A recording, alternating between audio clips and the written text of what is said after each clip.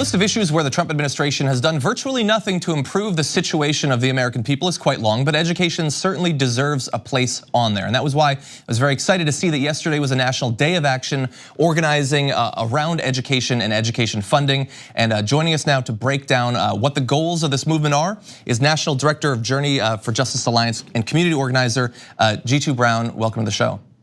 Thank you, John. Thanks for having me. Very glad to have you here, especially just one day after this National Day of Action. So could you tell us about what the organization was around? Yes, sir. So Journey for Justice Alliance is also a member of a larger group called the Alliance to Reclaim Our Schools, which is a national community labor coalition that has over 7 million members. The action to yesterday was themed, "We Choose Equity, so Fund Our Future." And our point is that the privatization of education, which means closing schools, the charter school industry, and school vouchers are heaped upon Black and brown communities when we haven't even met the mandate of Brown v. Board 65 years after the mandate of Brown v. Board. So what we did yesterday is we had a press event on the steps of the Supreme Court, and then we did equity bus tours in several cities around the country to show that we haven't even reached equality, let alone equity. And we know that both of those are different. So we did actions not only in Washington, D.C., but Baton Rouge, Louisiana, Chicago, Cincinnati, Ohio, Jackson, Mississippi, Birmingham, Alabama, Denver, Colorado, Sacramento, California, several cities across the United States. And then there'll be other actions coming up in the next few weeks. Either equity bus tours to show the disparities and to demand equity mandates and other local issues that people care about. And then also to call for the passage of the Keep Our PACT Act, which is a bill that's calling for full funding of Title I, which are resources that were developed during the passage of the Civil Rights Act in 1964, and IDEA, the Individual with Disabilities Education Act, which is supposed to provide billions of dollars in resources to schools that need them the most and young people who need them the most. And do you know that since the year 2005, America has underfunded Title I and IDEA by $580 billion? That's billion with a B. I did not know that. That's a gigantic figure. Yes, sir. Okay, well, we have a lot of ground to cover in making good on that. As you've got organizers, this is this movement, and you've got legislation that you're supporting.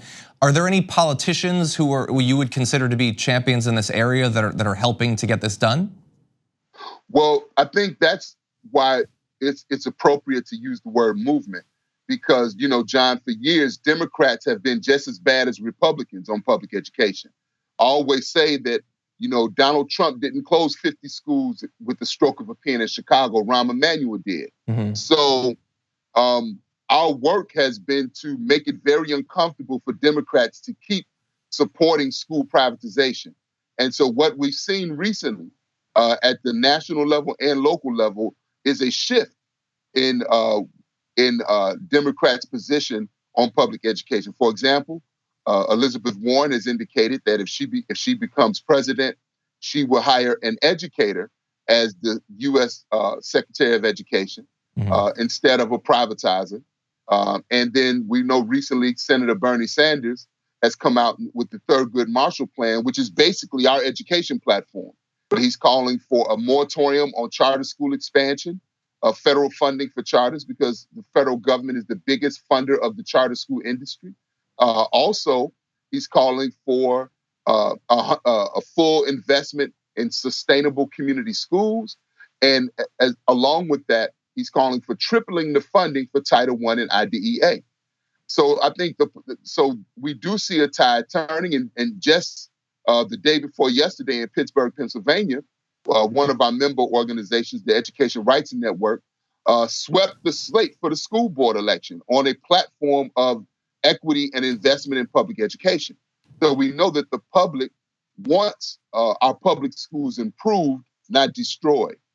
So this is really about destroying the privatization movement and finally moving towards equity in public education.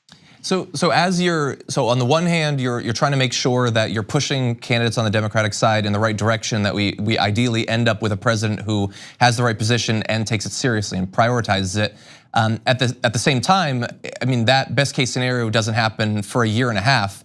Do you have any hope that you can work with the current federal government? I mean, it seems like it would be difficult to come up with someone more opposed to moving in the direction away from school privatization than Betsy DeVos, but that's currently who's in office. Yeah. So, as you know, John, all power is local. So Journey for Justice is a national network of grassroots community-based organizations in 34 cities.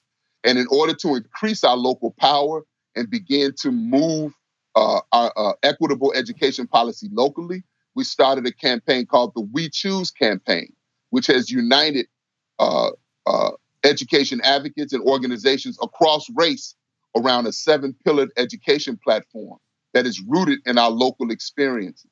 So we understand that while federal support is critical and important, that while Donald Trump may control the White House right now, he does not control our neighborhoods. And so that's why the theme of yesterday's action was We Choose Equity to Fund Our Future. I think that is a great strategy in education and in a number of different areas while we wait for a change in leadership to not simply ignore local and state avenues to progress as well. G2 Brown, thank you so much for joining us and breaking down this important issue. Thank you, John. I appreciate the platform. Thank you. Keep up the good work. Thank you very much. You too. Thank you very much for watching this clip from The Damage Report. If you liked it, don't forget to subscribe to this channel and ring the bell on YouTube to get notifications of our new videos. And of course, you can catch the full Damage Report live every weekday at 1 p.m. Eastern, 10 a.m. Pacific on TYT Network on YouTube TV.